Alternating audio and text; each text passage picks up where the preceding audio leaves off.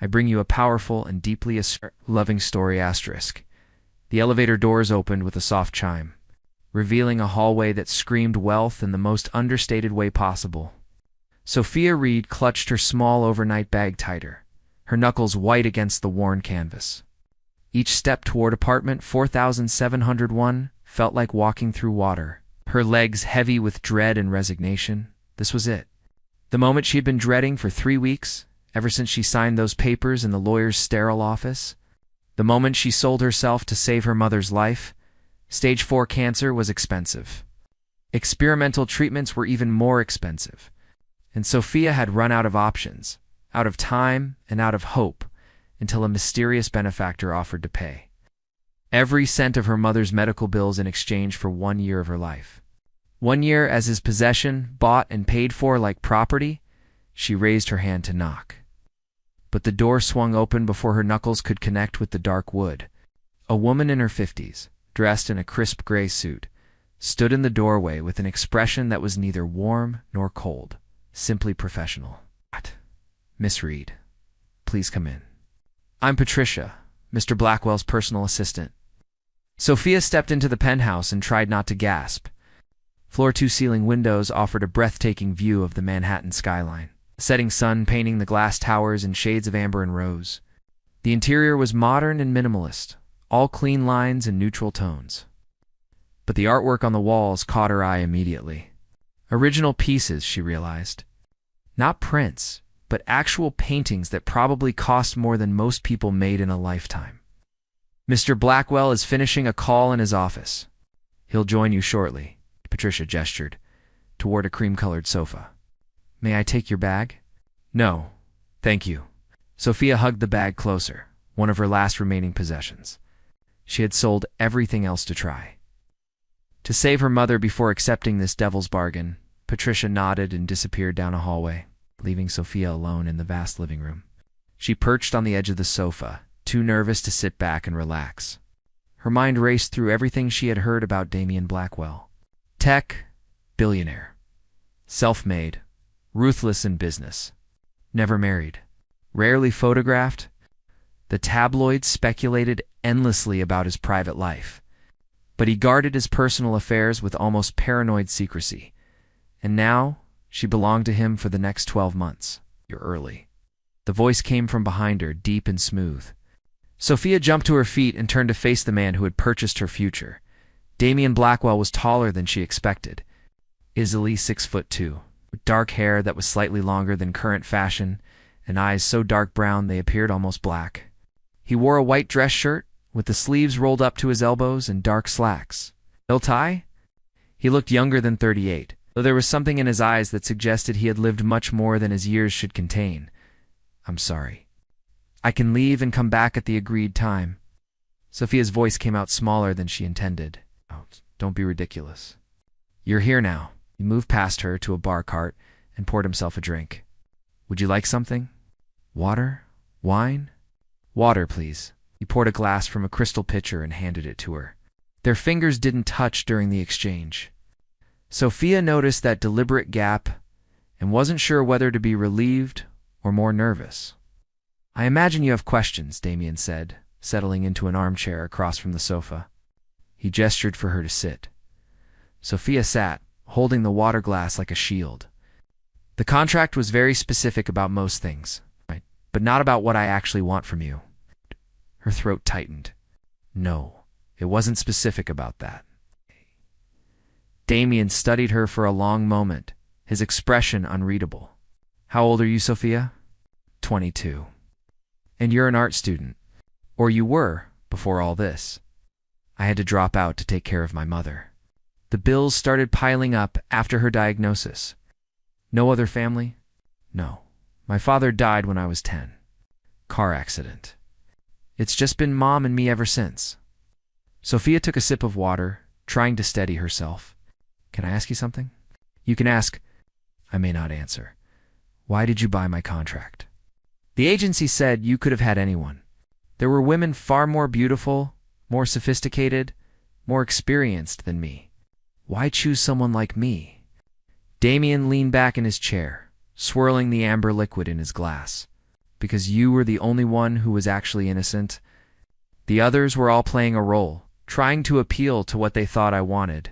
But you were genuinely desperate and genuinely terrified. You weren't trying to seduce me or manipulate me.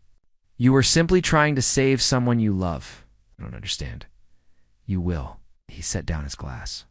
Here's what's going to happen, Sophia. Patricia will show you to your room.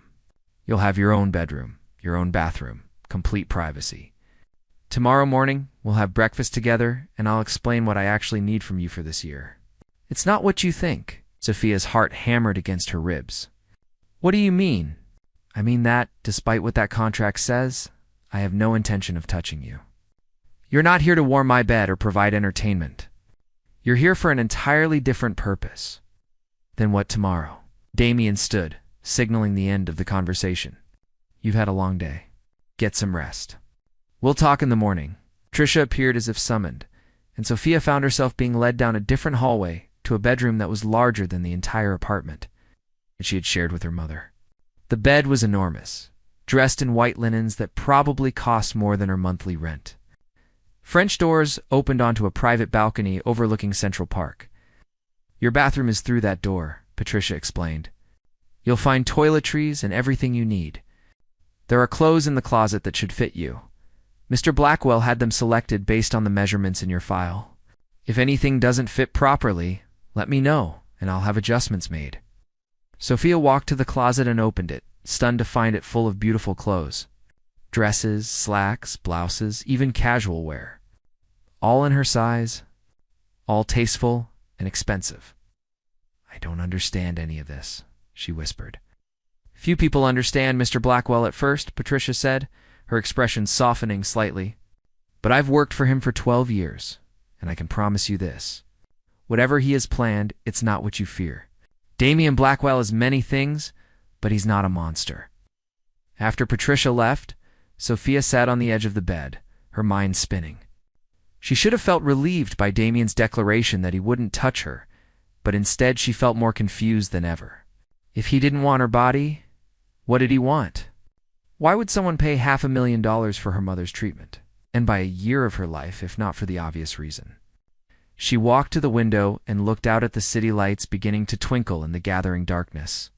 Somewhere out there, her mother was in a hospital bed, receiving the treatment that would save her life. Treatment that Sophia had purchased with the only thing of value she had left herself. But standing in this beautiful room, in this impossible situation, Sophia couldn't shake the feeling that she had stumbled into something far more complicated than a simple transaction. There was something in Damien Blackwell's eyes when he looked at her. Something that wasn't desire or ownership. It was sadness. Deep, profound sadness. And that frightened her more than anything else. Because it suggested that this arrangement was about more than money or power. It was about something personal. Something painful. Something that had driven a billionaire to purchase a year with a stranger. Sophia changed into the silk pajamas she found in the dresser drawer and climbed into the enormous bed. The sheets were softer than anything she had ever felt, but she couldn't relax. Tomorrow would bring answers. But tonight brought only questions that swirled through her mind like autumn leaves in a storm. Outside her window, the city hummed with life.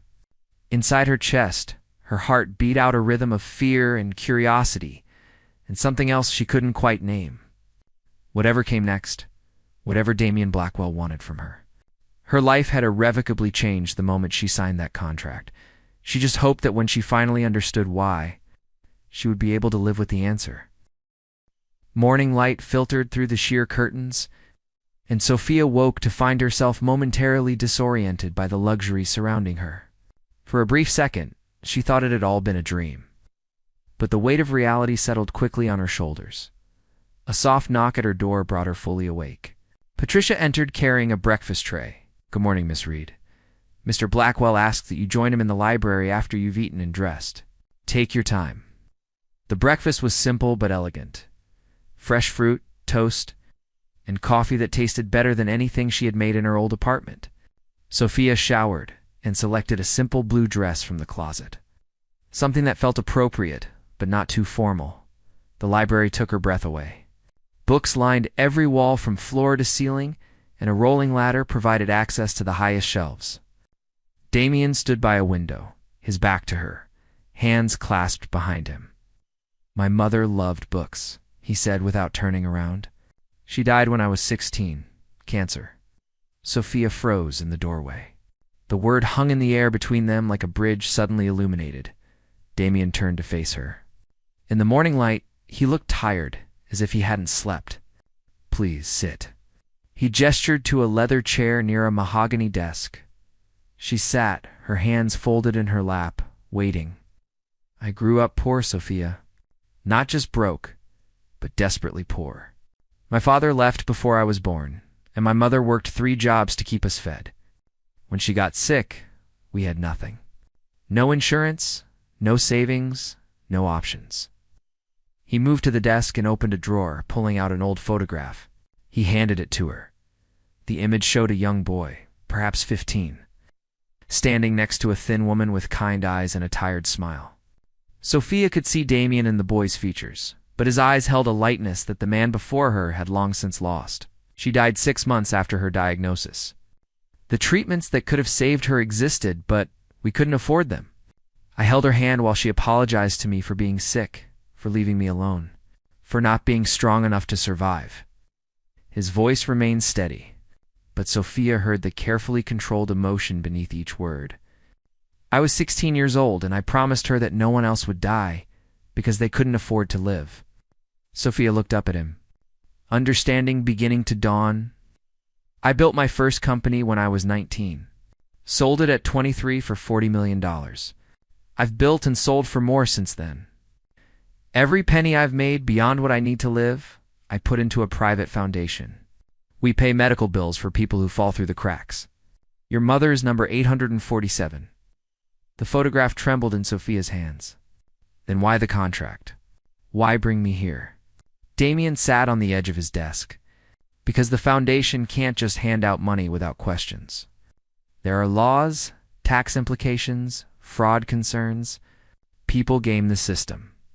But if I personally pay for someone's treatment, it's a private transaction. And if I receive something in return, it's even cleaner from a legal standpoint. So the contract is just paperwork?" "Not exactly." He ran a hand through his hair, a gesture that made him look younger, more vulnerable. "I need you to help me, Sophia. For the next year, you'll accompany me to charity events, foundation meetings, hospital visits. You'll help me connect with the people we're trying to save. I'm good with numbers and strategy, but I'm terrible with people. They find me cold, distant, intimidating. And you think I can help with that?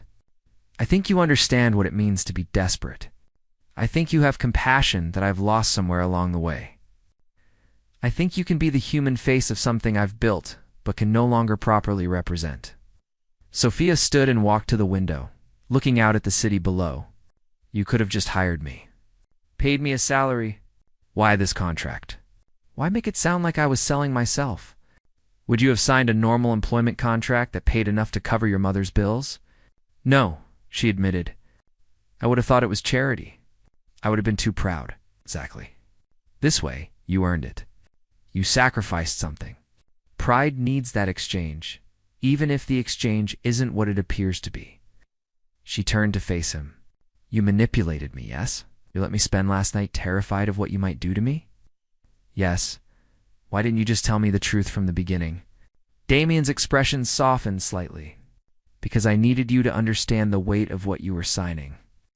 If I had told you up front that it was just a job, you might have treated it casually. But you sold a year of your life for your mother. That means something. That sacrifice, that love, that desperation. I need you to remember those feelings when we meet other people in your situation. I need you to help them feel understood." Sophia crossed her arms. "That's incredibly manipulative, I know, and arrogant. Also true, but it worked." A ghost of a smile touched his lips. "Yes." She studied him for a long moment. Show me!" "Show me what you're actually doing with this foundation." For the next 3 hours, Damien took her through his world. They visited his foundation's headquarters, where a team of 20 people worked to vet medical cases and arrange payments. She met families who had been saved from bankruptcy and despair. She saw photographs of children who were alive because Damien Blackwell had paid for treatments their parents couldn't afford. They visited a hospital where an entire wing had been funded by his donations. Doctors and nurses recognized him immediately, greeting him with genuine warmth that contrasted sharply with his reputation in the business world. "He saved my daughter," a woman told Sophia in the hallway. "Leukemia. We had maxed out everything, and the hospital was ready to send her home to die. Then Mr. Blackwell's foundation called, and suddenly all our bills were paid. My Emily just celebrated her 5th year in remission. By the time they returned to the penthouse that evening, Sophia's head was spinning. "I don't know what to say," she admitted as they sat in the library again. "The city lights twinkling beyond the windows. You don't have to say anything tonight. I just needed you to understand what you've agreed to. Tomorrow we have our first event together, a gala for childhood cancer research. You'll be introduced as my companion. People will speculate about our relationship, and I won't correct them. Let them think what they want. Why? Because it humanizes me. A man with a beautiful young woman on his arm is relatable. A billionaire who lives alone and gives away his fortune is suspicious." He stood and moved to pour himself a drink. "I know it's not fair to you, but that's the reality of the world we're navigating." Sophia joined him at the bar. "Pour me one too." He raised an eyebrow, but complied, handing her a glass of whiskey. "To the strangest job interview I've ever had," she said. Raising her glass, something flickered in his eyes, almost like amusement. 2. Unexpected partnerships. They drank, and in that moment, Sophia felt the first crack in the wall Damien Blackwell had built around himself.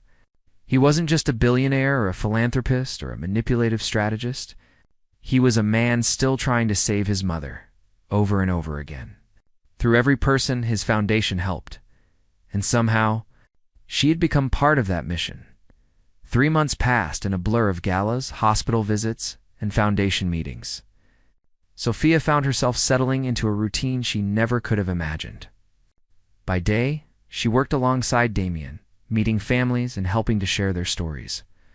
By night, she returned to her beautiful room in the penthouse, exhausted but fulfilled in a way her art studies had never provided. Her mother's treatment was progressing well. Sophia visited her twice a week, and each time she saw improvement. Her mother never asked too many questions about the arrangement, perhaps afraid to know the full truth.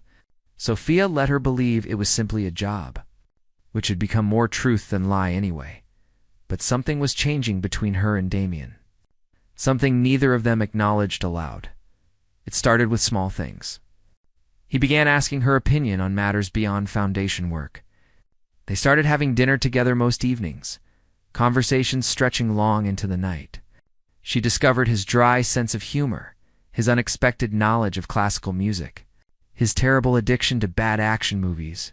He learned about her abandoned dreams of becoming an artist, her fear of never being good enough, her guilt over leaving her mother alone during her illness. One evening in late spring, Sophia found Damien in his private study, surrounded by canvases. Her breath caught. "I should kept my portfolio," she whispered. Her paintings, the ones she had sold to a gallery for pennies before accepting his contract, were displayed around the room. "I bought every piece," he admitted.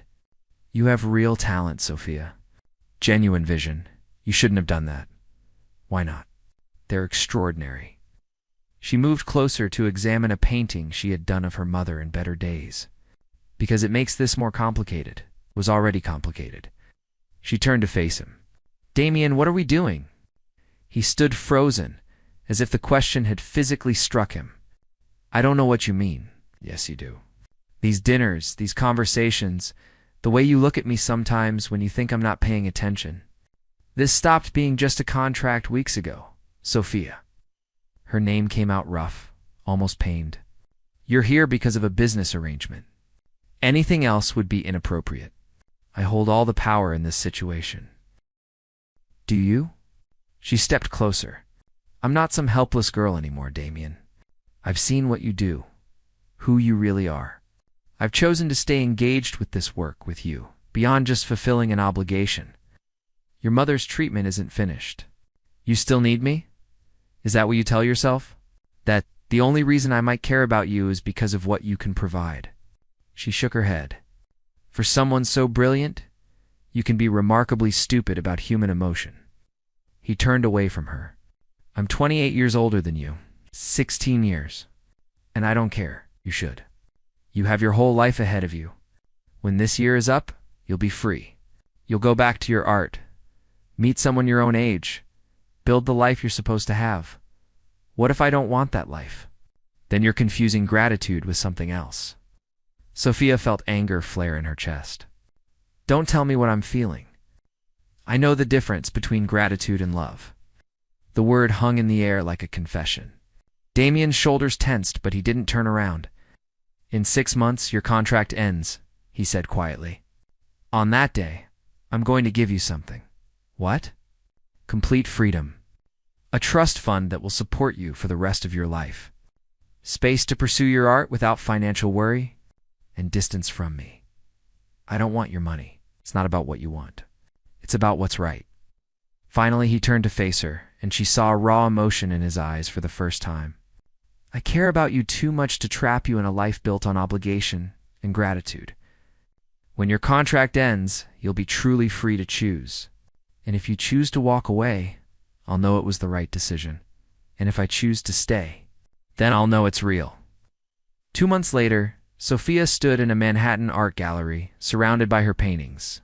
Damien had arranged everything, secretly using his connections to secure her a solo exhibition. The opening night was packed with collectors, critics, and art enthusiasts. Her mother stood beside her, healthy and radiant, tears streaming down her face. "I'm so proud of you." "Sweetheart," she whispered. Sophia squeezed her hand. But her eyes searched the crowd for one particular face. Damien stood near the back, partially hidden by a column. He had insisted on staying out of the spotlight. Not wanting to overshadow her achievement, their eyes met across the room, and he raised his glass in a subtle salute before slipping out a side door that night. After the gallery closed and the crowds dispersed, Sophia returned to the penthouse. Her contract had 2 weeks left. Damien was in the library, a book open on his lap, but she could tell he wasn't reading. "Thank you for tonight," she said from the doorway. "You earned it. The critics loved your work. You left early. It was your night. You didn't need me there." She walked into the room and sat in the chair across from him. "In 2 weeks, I'll be free." "Yes. And you're going to let me go. I'm going to give you the choice to go." "What if I told you I've already made my choice?" Damien closed his book, his expression carefully neutral. "I would say you should take time to be sure. Live on your own for a while. Pursue your art. See what life looks like without obligation hanging over you. You're trying to push me away. I'm trying to do the right thing." Sophia leaned forward. "The right thing is honoring what someone wants, not deciding for them what they should want." "Sophia, I'm not a good man. I'm manipulative, controlling, emotionally damaged. I've built walls so high that most people can't even see there's a person behind them. You deserve better." Maybe she agreed, but I don't want better. I want you. The real you. The man who still tries to save his mother through every person he helps. The man who bought all my paintings because he believed in me when I didn't believe in myself. The man who's terrified right now that he might actually get something he wants. He stood abruptly, walking to the window. "If you stay, there are no guarantees. I'm difficult to live with. I work too much. I'm not romantic or spontaneous. I don't need romantic gestures. I need honesty and respect and partnership." She joined him at the window. "Can you give me that? I don't know how to be what you need, and we'll figure it out together." She took his hand, feeling him tense but not pull away. "I'm not the scared girl who walked into this penthouse 6 months ago. You helped me become stronger, more confident. Now, let me help you." "Help me with what?" "Learning to accept happiness? Learning that you deserve more than just penance and obligation." She turned him to face her. "Damien, you've spent 22 years trying to make up for not saving your mother, but you've saved 847 other people. At some point, you have to forgive yourself and allow yourself to live, not just exist."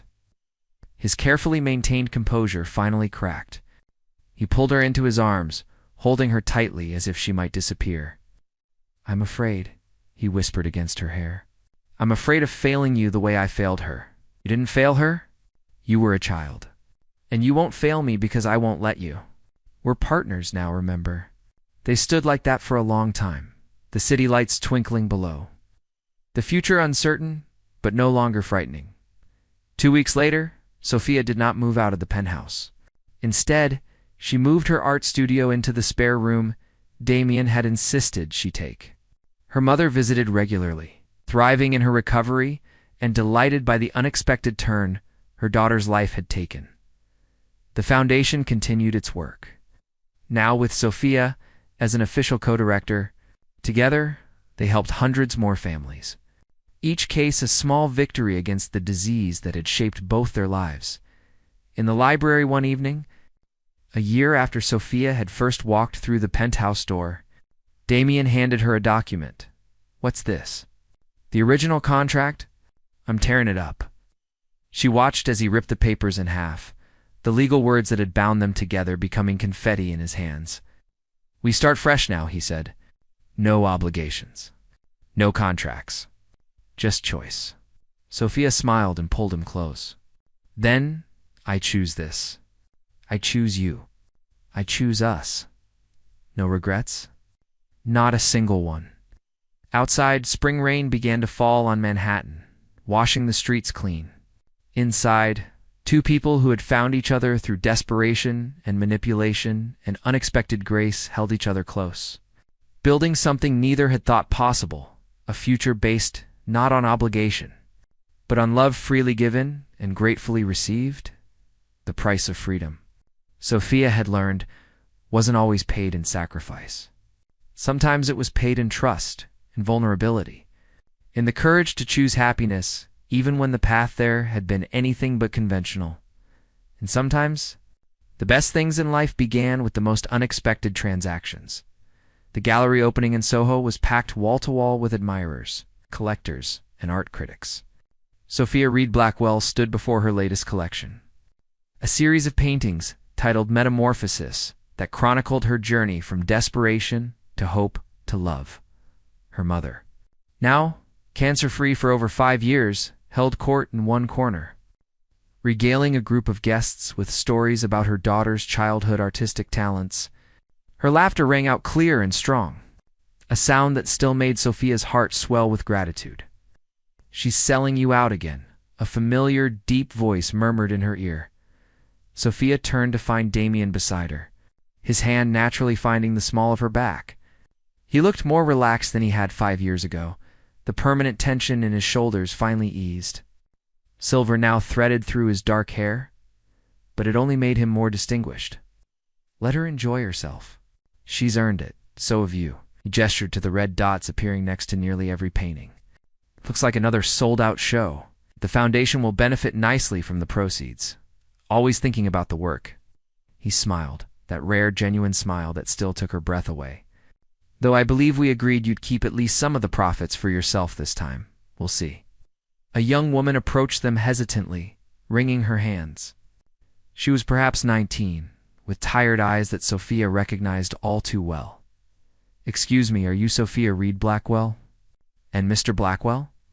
"We are," Sophia said gently. "How can we help you?" "I read about your foundation. My little brother, he has a rare form of leukemia. The treatments aren't covered by insurance, and my parents have already lost our house trying to pay for what they could. I brought all the medical documentation. I know the application process usually takes weeks, but I thought maybe if I could just talk to you directly." Her voice broke. "I'm sorry, this is inappropriate. I shouldn't have come to your art show for this." Sophia exchanged a look with Damien, an entire conversation passing between them in that glance. "What's your name?" Damien asked. "Jasmine. Jasmine Torres." "Jasmine, do you see that woman over there in the blue dress?" Sophia pointed to Patricia, who was never far from Damien's side at public events. "That's Patricia Chen, the foundation's director. Go speak with her right now.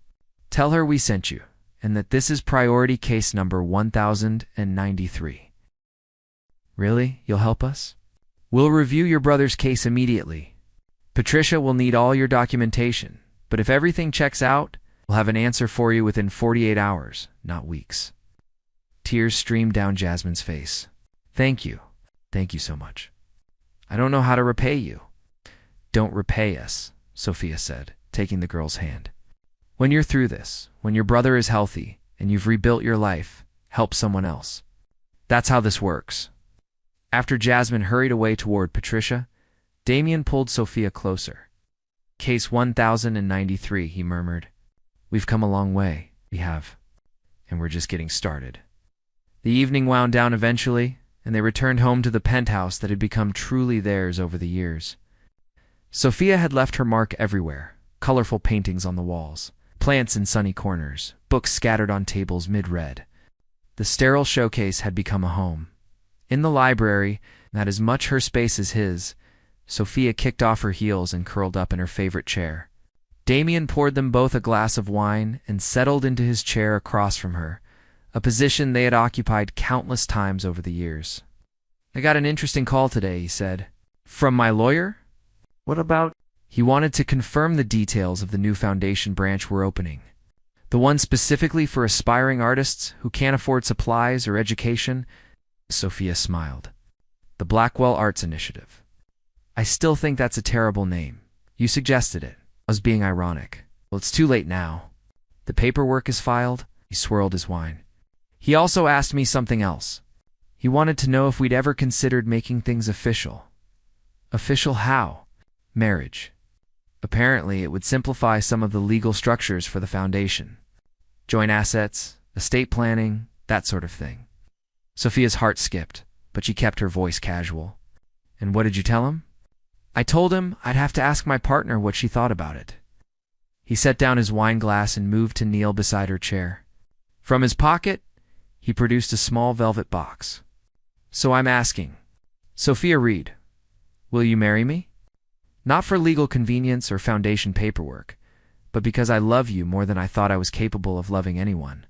Because you've spent 5 years teaching me that happiness isn't something I have to earn. It's something I'm allowed to accept. Because I want to spend the rest of my life choosing you every single day. Sophia's hands trembled as she took the box and opened it. The ring inside was perfect. A simple platinum band with a single diamond, elegant and understated. You planned this, she accused, laughing through sudden tears. The lawyer, the legal questions, that was all set up. Did it work? You're still manipulative and calculating. Is that a no? It's a yes. You impossible man. It's always been yes. She pulled him up and kissed him deeply. Though I have one condition. Name it. Get married at the hospital. The children's wing you built. With all the families we've helped over the years as our guests. Damien's eyes grew suspiciously bright. That's perfect. I thought you might like it. They sat together in comfortable silence, Sophia admiring her ring, while Damien held her close. Outside, the city continued its endless rhythm. Millions of lives intersecting and diverging in the great dance of existence. Do you ever think about that first night? Sophia asked. When I showed up here terrified, thinking I'd sold myself to a monster. All the time. I think about how close I came to never knowing you. If you hadn't been desperate enough to sign that contract, if I hadn't been broken enough to create such a convoluted scheme, we never would have found each other. Fate works in strange ways. I don't believe in fate. I believe in choice. And every day for 5 years we've chosen each other, and we'll keep choosing each other, Sophia agreed. For whatever time we have. 3 months later, they were married in the garden courtyard of Blackwell Children's Hospital. Over 500 people attended. Families they had helped, foundation staff, doctors, and nurses. And former patients who were now healthy and thriving. Sophia wore a simple white dress she had designed herself. Damien wore a dark suit, his expression alternating between joy and wonder, as if he still couldn't quite believe this was his life. Oh, no. Jasmine Torres was there with her little brother, who was already responding well to treatment. He served as their ring-bearer. Beaming with pride, Sophia's mother cried through the entire ceremony, clutching Patricia's hand. The two women had become close friends over the years. Bonded by their shared mission to keep Damien and Sophia grounded when they worked too hard as they exchanged vows. Sophia looked into Damien's eyes and saw the boy from that old photograph. The one who had promised his dying mother that no one else would suffer as they had. He had kept that promise, saved over 1,000 lives, and somehow found his own salvation along the way. "I love you," she whispered as they were pronounced husband and wife. "Love you too," he replied. "Thank you for saving me. Thank you for letting me." The reception lasted long into the night, filled with music and laughter and stories of hope. Children who had once been patients ran through the gardens, their joy a testament to second chances and new beginnings. As the evening wound down, Damien and Sophia stood on a balcony overlooking the celebration, his arms wrapped around her from behind. "No regrets?" he asked, echoing the question from years ago. Not a single one. "Only that I didn't find you sooner. We found each other at exactly the right time. Any earlier, we wouldn't have been ready. Wise as always, Mrs. Blackwell. I'm keeping Reed in my professional name, remember? Of course. I wouldn't expect anything else." Below them, the party continued, a celebration not just of their marriage, but of everything they had built together, a foundation that had helped over 1,000 families, an arts initiative providing opportunities for struggling artists, a hospital wing where children received world-class care regardless of their family's ability to pay, and most importantly, a partnership built on trust, respect, and love that had transformed them both. The transaction that had brought them together had been unorthodox, manipulative, even morally questionable, but it had led them to this moment, standing together under the stars, surrounded by the lives they had changed and the love they had. Found sometimes the most beautiful things, grew from the strangest seeds. Sometimes what began as a devil's bargain became a gift from heaven. And sometimes, when two broken people found each other in the darkness, they created enough light to illuminate the world. Sophia turned in Damien's arms and kissed him softly. "Ready to go home?" "With you. Always." They left the celebration hand in hand, walking into their future together. Ain't no contracts binding them, no obligations weighing them down. Just two people who had learned that love, real love, it was not something that could be bought or sold. It could only be freely given, gratefully received, and they would spend the rest of their lives giving it to each other. And to everyone who needed a second chance at hope, in memory of everyone who has fought battles others couldn't see. And in honor of those who help carry burdens they don't have to bear. Sometimes salvation comes from the most unexpected places, and sometimes the greatest love stories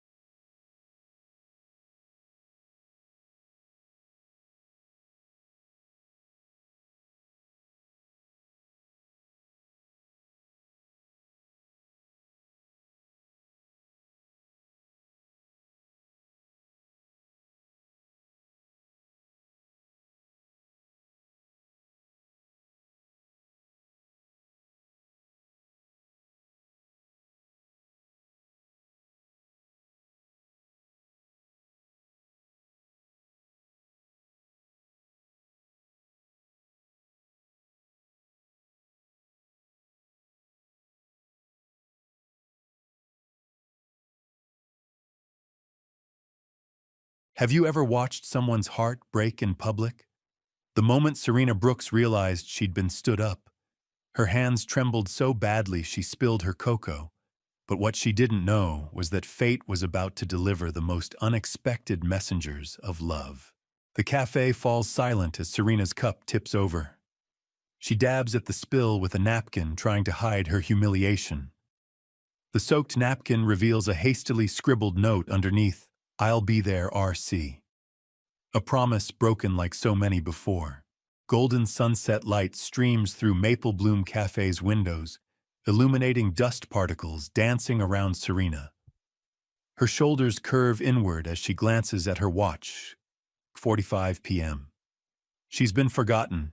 Mrs. June, the silver-haired cafe owner with eyes that have witnessed decades of heartbreak and healing, moves between tables with quiet grace.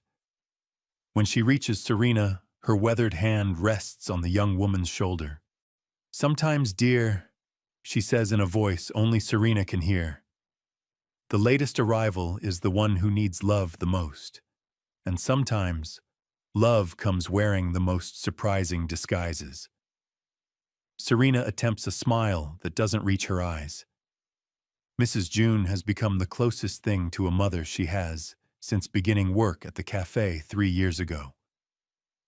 The older woman's eyes hold no pity, only a curious blend of compassion and anticipation. It's fine," Serena whispers, though every line of her body contradicts this claim. "This is what happens when shy girls like me try to be brave." As she reaches for her purse, her sleeve rides up, revealing a small tattoo on her wrist, broken chains transforming into butterflies. It's a private reminder etched the day after her wedding that wasn't when she stood alone in a white dress holding a note that read, "I can't do this. You're not enough." Mrs. June says nothing about the tattoo, simply squeezing Serena's shoulder before moving away. At the kitchen doorway, she pauses watching as Serena pulls out a leather-bound sketchbook. The pages reveal designs that blur the line between pastry and architecture. Gingerbread houses with flying buttresses and precise calculations in the margins, cookie bridges with tension equations, heart-shaped tarts with golden ratios mapped out. "You know," Mrs. June calls softly, "even the most inspirational cathedrals began as simple sketches. Your hands were meant to build more than just pastries." Serena snaps the book shut, color rushing to her cheeks. No one was supposed to know about her abandoned dreams of becoming an architect, a heartwarming ambition crushed by someone who convinced her that her vision wasn't worth pursuing. The bell above the door jingles with unexpected force. 2 identical little girls burst in pink jackets, askew cheeks flushed. Their matching auburn braids bounce as they scan the cafe with an intensity unusual for children who couldn't be older than 6. "Are you Miss Serena?" the one with a unicorn beret asks, breathing hard. Serena freezes, purse half closed. "Yes." The cafe falls silent. Every customer stops mid-movement, sensing they've become audience to something extraordinary. The second twin steps forward, hands clasped as if in prayer. Her voice, though childlike, carries a gravity that fills the room. "We're Lily and Nora Cole. Our daddy is Richard Cole." She takes a deep breath before delivering her bombshell, "He's your date." Serena blinks. "Your daddy." The first twin nods, then leans close. What she whispers next sends a ripple through the cafe. "He told us not to tell anyone, but Daddy doesn't know we're here." The second twin's eyes, startlingly wise for her age lock with Serena's. "He's stuck fixing a building that's falling apart. But we didn't want you to think he forgot." She reaches for Serena's hand. "He would never forget someone like you on purpose." Mrs. June's soft chuckle breaks the silence. Her eyes gleam with something that looks suspiciously like the beginning of tears, or perhaps magic. "Well," Mrs. June says, "it seems life has decided you deserve a better story than being stood up, Serena." She glances at the twins with delight. Sometimes the universe sends us exactly what we need, even if it comes in packages small enough to need booster seats. What would you do if two little matchmakers showed up claiming to be sent by destiny? And who is Richard Cole, a man whose daughters would risk his anger to make sure a stranger didn't feel forgotten? Our daddy is a very important architect, Lily explains, climbing onto the chair opposite Serena. Her sister Nora quickly follows both girls, now eye level with the bewildered baker. He builds things that don't fall down, Nora adds. Except today. Today something is falling down and he has to fix it. Serena's shock gives way to a reluctant smile. There's something disarming about these twins with their matter-of-fact explanations. "How did you know where to find me?" she asks, curiosity overcoming her reserve. The girls exchange a conspiratorial look that suggests they've perfected the art of gentle mischief.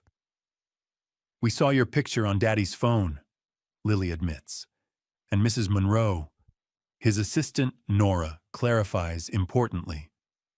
"Said Daddy was supposed to meet a lady named Serena at Maple Bloom Cafe at 6 o'clock. But he forgot." Lily continues, her face suddenly serious. "Not because he wanted to, but because he forgets everything except work since Mommy went to heaven." The words land like stones in a still pond. Serena feels her throat tighten. Mrs. June, overhearing, moves closer, setting down fresh cups of hot chocolate for the twins. "Your mommy went to heaven?" Serena asks softly. Nora nods, hands wrapping around the warm mug. 2 years ago, she was driving home from work and a big truck couldn't stop in the rain. Lily stares into her cocoa. Daddy was on the phone with her when it happened.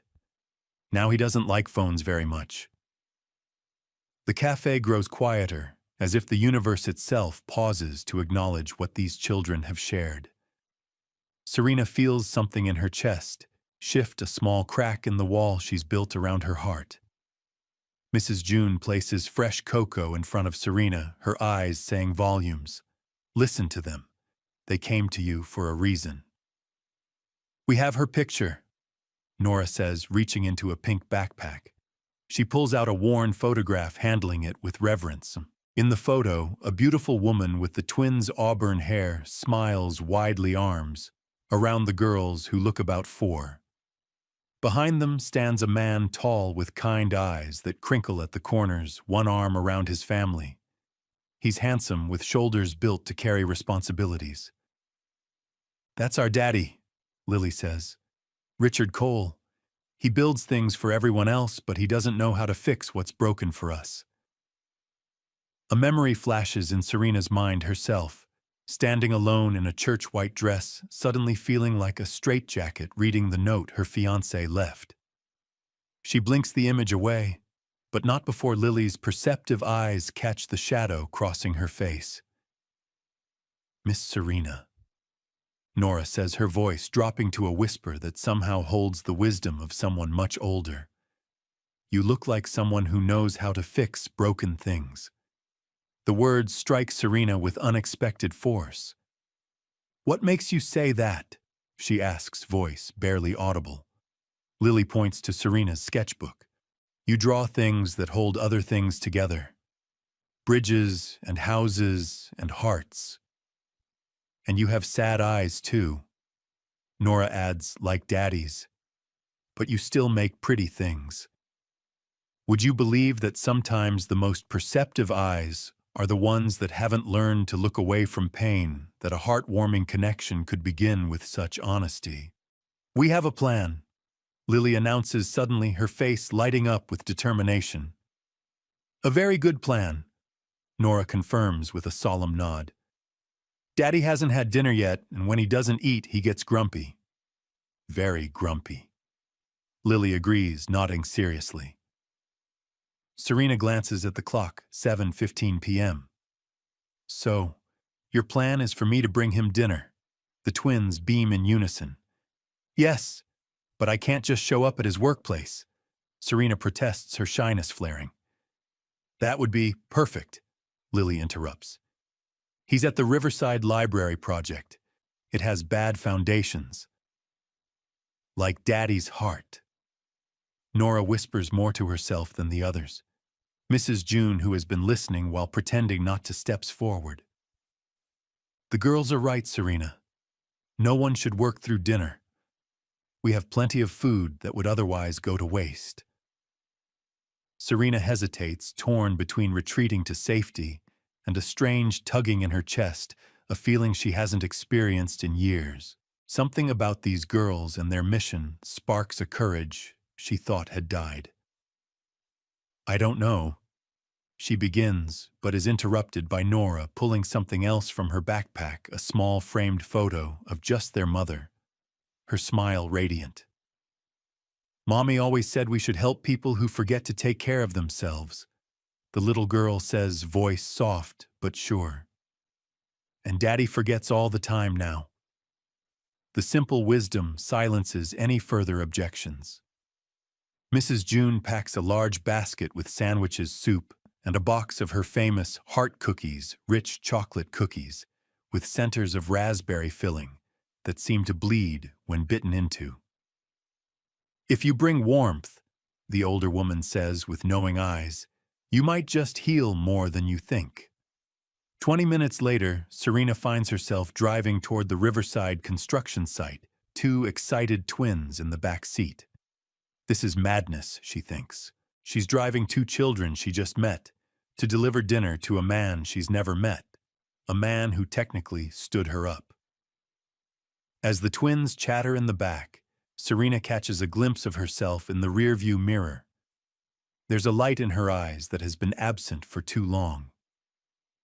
Maybe second chances don't always knock on doors.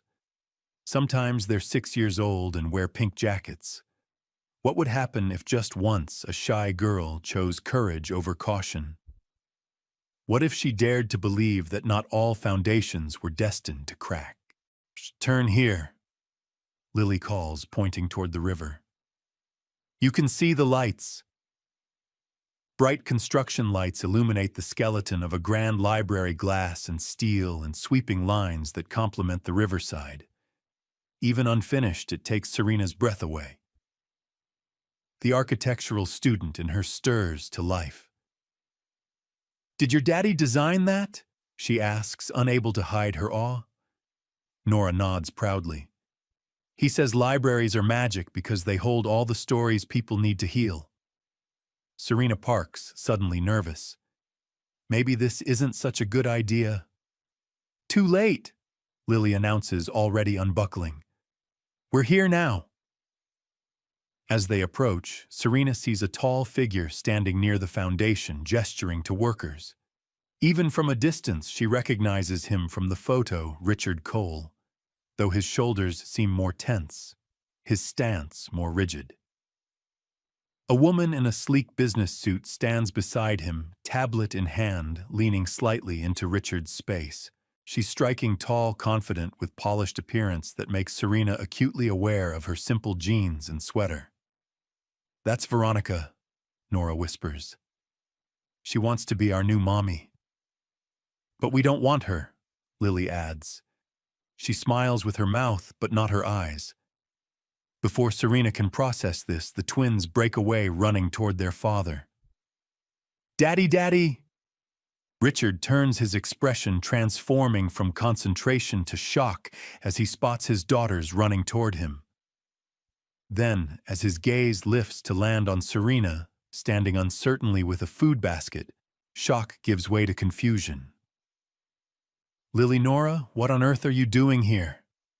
He kneels as the twins crash into his arms, their excited voices overlapping. We brought your date because you forgot, and she made dinner so you wouldn't be grumpy. Richard's gaze lifts to meet Serena's, and she feels heat rise to her cheeks. I'm so sorry, she calls. They came to the cafe and explained you were working late and Mrs. June thought you might need dinner. Veronica steps forward, eyebrows arched in calculated disdain. You let your children roam around with strangers now, Richard, she asks, her voice carrying a sharp edge. The twins frown. She's not a stranger, Lily protests. She's Daddy's date that he forgot about. And she makes the best cookies in Portland, Nora adds. Serena feels everyone staring. She sets the basket down. This was a mistake. I'll just go. No. Richard's voice stops her. Something in his tone, a warmth that seems to surprise even him, makes her pause. Please stay. You brought dinner. I owe you that much. Sometimes the most terrifying moments are doorways to everything we've secretly wished for. The question is, do we have the courage to step through? Richard runs a hand through his hair. I completely forgot about our coffee meeting. Sandra from the community center set it up right about catering for the opening. Understanding dawns on Serena's face. This wasn't a date, it was a business meeting. The twins had misunderstood. Girls, Richard says firmly but gently, you can't just leave the house without telling Mrs. Wilson, and you certainly can't go around telling people I'm their date. But Daddy, Lily begins, her lower lip trembling. We heard you tell Mrs. Monroe that Serena was pretty. Nora finishes, her small chin lifting defiantly. Richard's cheeks color slightly, and Serena sees a crack in his composed exterior. Veronica's expression, meanwhile, has cooled several degrees. I think I'll let you handle your family matters, she says crisply. We can discuss the foundation issues tomorrow. With a pointed glance at Serena, she adds, some problems require professional solutions after all. As Veronica clicks away on expensive heels, Richard sighs, then offers Serena an apologetic smile. I am genuinely sorry about all this, he says. For missing our meeting and for my daughter's matchmaking scheme. It's okay. Serena replies, surprised to find she actually means it. They were worried about you. Richard glances at his watch, then at the food basket. A small war seems to be playing out behind his eyes, duty versus basic human needs, work versus an unexpected connection. Would you mind if we had that meeting now, just a bit delayed? He gestures to a makeshift table covered with architectural drawings. I could use a break, and the girls are already here. Mrs. Wilson must be frantic, though. I texted her, Lily says proudly, pulling out a small phone. I said we were with Daddy.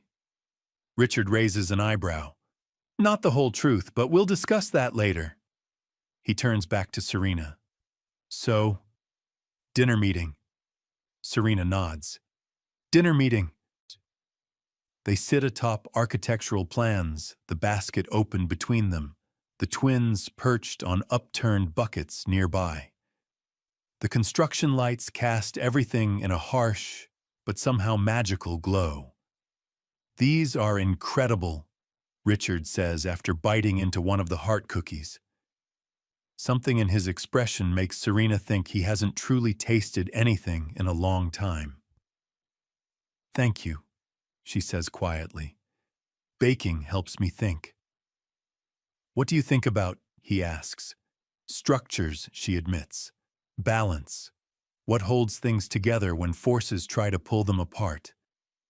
Richard studies her with new eyes. That sounds more like architecture than baking. I studied it for 2 years, she says, then immediately wishes she hadn't. Why did you stop? The question hangs between them. The twins grow quiet, watching.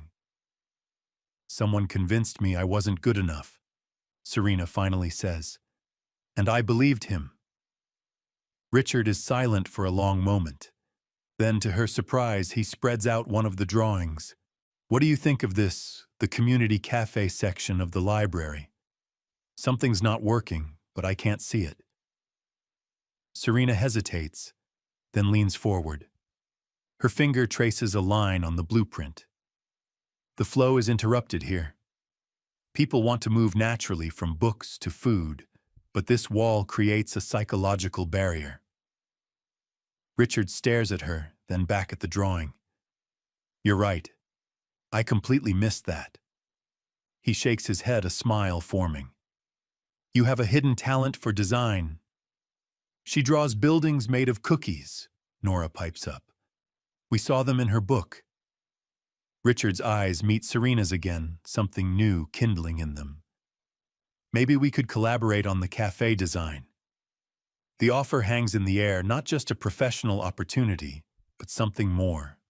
A bridge between two people who have stopped building new things in their lives. Richard leans closer.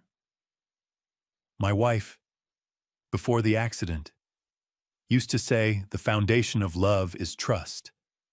Don't ever stop building. His voice catches. But I did stop. After she died, I just maintained what was already there, for the girls. Then you and I, Serena replies, her voice trembling, both stopped building. Their eyes meet in understanding, and to their surprise, they laugh, a soft, bittersweet sound that carries relief. They are two people standing amid the rubble of their past lives, recognizing themselves in each other. From a few yards away, Veronica watches her face hardening as she hears Richard call Serena the calm in the chaos of this project. She clutches her tablet tighter, an idea forming. When hearts begin to thaw, they become vulnerable again. In that vulnerability lies both great risk and the only chance for healing. The next morning, Serena stands in Mrs. June's office, the older woman's face grave as she shows her tablet. I'm so sorry, dear. Someone posted this on the community forum last night. There on the screen is a photo of Serena and Richard at the construction site, heads bent together over blueprints. The caption reads, CEO Richard Cole dating bakery girl. Unprofessional move, sources question judgment on Riverside Library project. Serena's stomach drops. This isn't... We weren't... Mrs. June squeezes her shoulder. I know. But Walter Bloomfield saw it this morning. Walter Bloomfield, owner of Bloomfield Properties, which owns the building housing Maple Bloom Cafe. Also a major investor in the library project. He called to say the cafe can't have this kind of association, Mrs. June continues reluctantly. Says it looks like we're trying to gain unfair influence with the project lead. So I'm fired, Serena whispers, the familiar sensation of having the ground yanked from beneath her feet returning. Mrs. June's eyes flash with anger. It's temporary until this blows over, and I'll pay you regardless. This isn't right. But Serena is already untying her apron, her walls rebuilding around her heart. It's fine. I should have known better than to step outside my world even for one night. She packs her few belongings, including her sketchbook. Her fingers tremble as she leaves a small box on the counter, her last batch of heart cookies, with a handwritten note. Even broken things can hold sweetness. Tears blur her vision as she walks out, not seeing Richard Cole himself approaching from the opposite direction, a folder of revised blueprints in his hand. By the time Richard enters the cafe, Serena is gone. All he finds is Mrs. June, her face tight with anger, and a box of cookies with a note. Where is she? He asks, his voice betraying emotion. Mrs. June studies him carefully. She left. Someone made sure she'd have to. She shows him the post, watching as understanding and fury dawn on his face. Veronica, he says flatly. This has her fingerprints all over it. Well, whoever it was cost Serena her job, Mrs. June replies. And probably more than that. What do you mean? The older woman sighs. That girl has been hurt before badly. She was left at the altar 2 years ago. Very publicly, very cruelly. She's been rebuilding herself piece by piece, working here, finding her strength again. Mrs. June's eyes bore into Richard's. Last night was the first time I've seen her truly connect with anyone in those 2 years. Richard stands silent. Finally, he asks, "Do you have her address?" Mrs. June shakes her head. "I can't give that out, but I can give her a message." Richard nods. "Tell her I understand foundations not just in buildings. I understand how they crack and how they can be repaired. And tell her the library opens next week. I hope she'll be there." As he turns to leave, Mrs. June calls after him. "You lost someone too, didn't you?" Richard stops. "My wife, 2 years ago." "And you've been living just for those girls since then?" He turns slightly. "They're all I have left of her."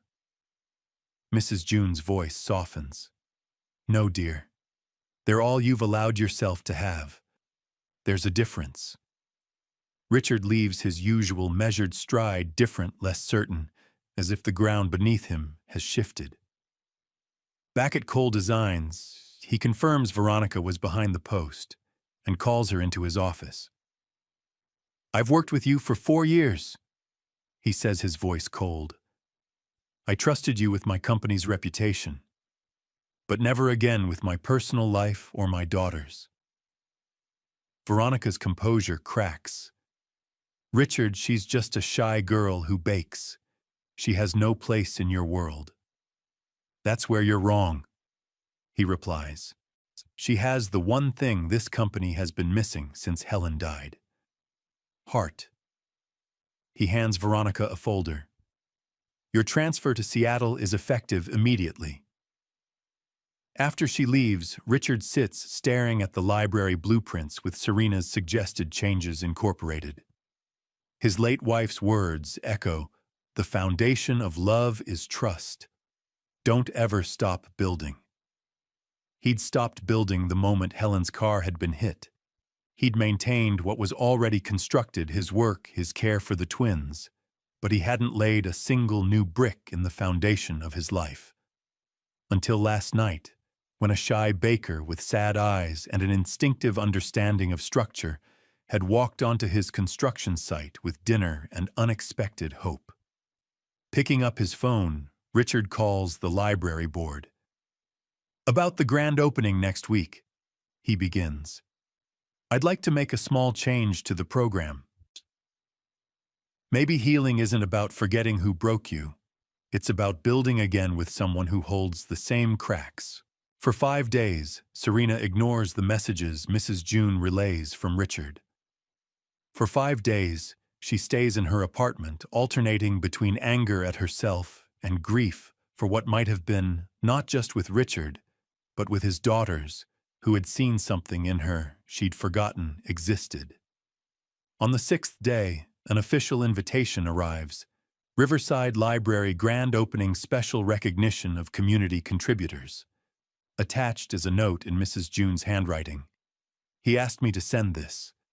Go, Serena. Some foundations deserve a second chance." Serena traces her fingers over the invitation. Part of her wants to throw it away. But another part, the part that has started sketching buildings again late at night, whispers that perhaps just this once, she should see what happens if she doesn't run. The morning of the opening dawns clear and bright. Serena dresses in a simple blue dress that brings out her eyes. For the first time in years, she wears her hair down. The Riverside Library is magnificent. What had been a skeleton of steel and possibility a week ago now stands complete, a soaring testament to both function and beauty. Glass walls reflect the river, making the building seem to float. Serena slips into the back of the gathered crowd. She spots the twins immediately in matching yellow dresses, their auburn hair neatly braided. They stand with Richard, who looks both distinguished and slightly nervous in a tailored suit. The mayor speaks first, praising the vision behind the library. Then the library board head introduces Richard as the architect who built not just a library, but a heart for our community. Richard steps to the microphone, his eyes scanning the crowd. When they find Serena, relief washes over his face.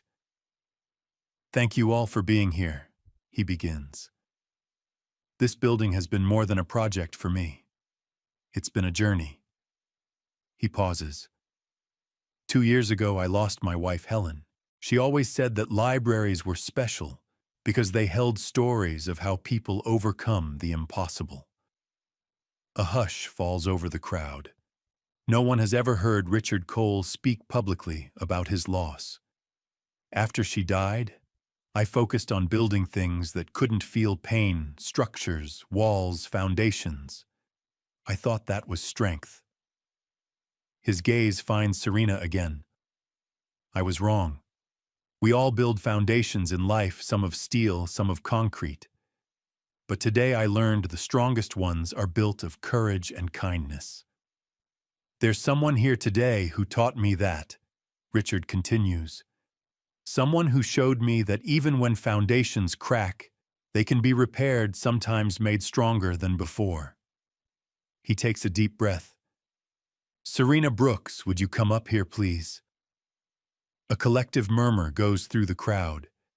Serena stands frozen, unable to move, until Mrs. June, somehow beside her, now gives her a gentle push. Go on, the older woman whispers. Some stories need to be finished. Serena makes her way to the front. Richard's smile as she approaches fills something in her she hadn't realized was empty. When she reaches him, Richard reaches into his pocket and pulls out half of a cookie, one of her heart cookies, broken cleanly down the middle. You baked this, he says.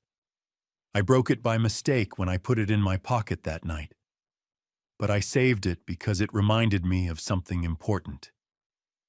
He holds up the broken cookie, half its raspberry center visible. This library was designed with a cafe, a place where nourishment for the body meets nourishment for the mind. And I'm pleased to announce that Maple Bloom Cafe, under the direction of Mrs. June and Serena Brooks, will be operating that space. Applause breaks out, but Richard isn't finished. But more than that, this broken cookie reminded me that healing isn't about forgetting who broke you. It's about building again brick by brick with someone who understands your cracks. From the side of the stage, Veronica slips out her face, struggling between a strained smile and regret, as she realizes what she has lost in her pursuit of status. As the ceremony concludes, the twins bound up to Serena, their faces alight with triumph. Did our plan work? Lily asks eagerly. Are you going to be our new friend? Nora adds her small hand, slipping into Serena's. Richard laughs, the sound natural, yet clearly rusty from disuse. Girls, give Miss Serena some space. She hasn't even agreed to work at the cafe yet.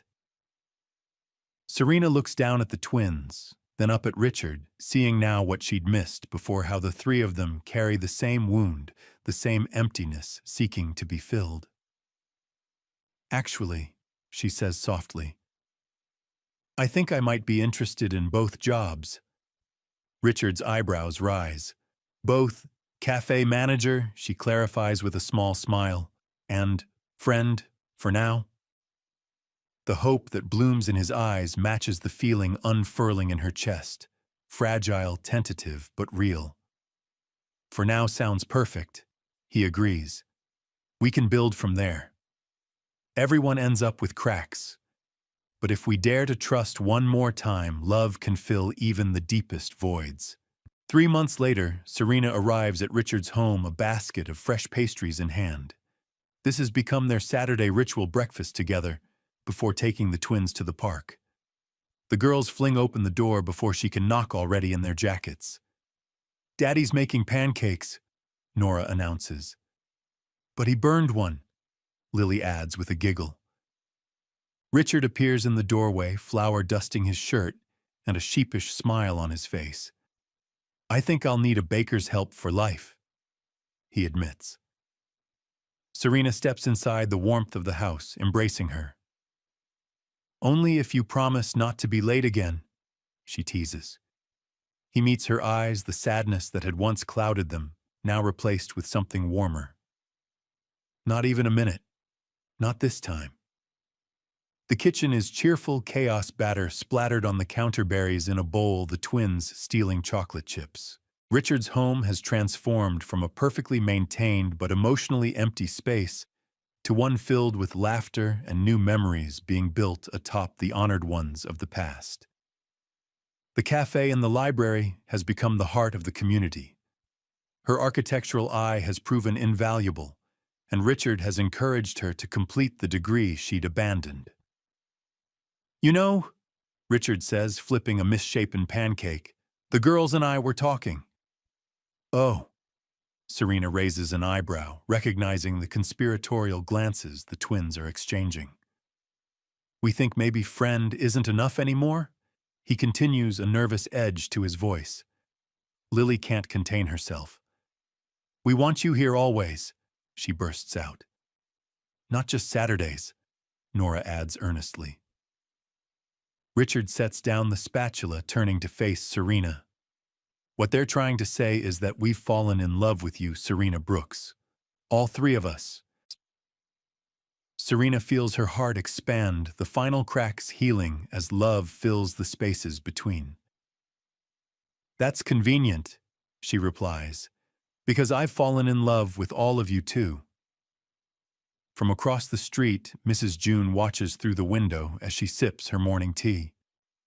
She smiles to herself as Richard pulls Serena close, as the twins dance around them in celebration, as the little family embraces in the kitchen, bathed in sunlight. "See," she whispers, "some foundations were meant to be rebuilt." This heartwarming journey reminds us that life gives us all cracks and broken pieces, but sometimes the light shines brightest through those very fractures.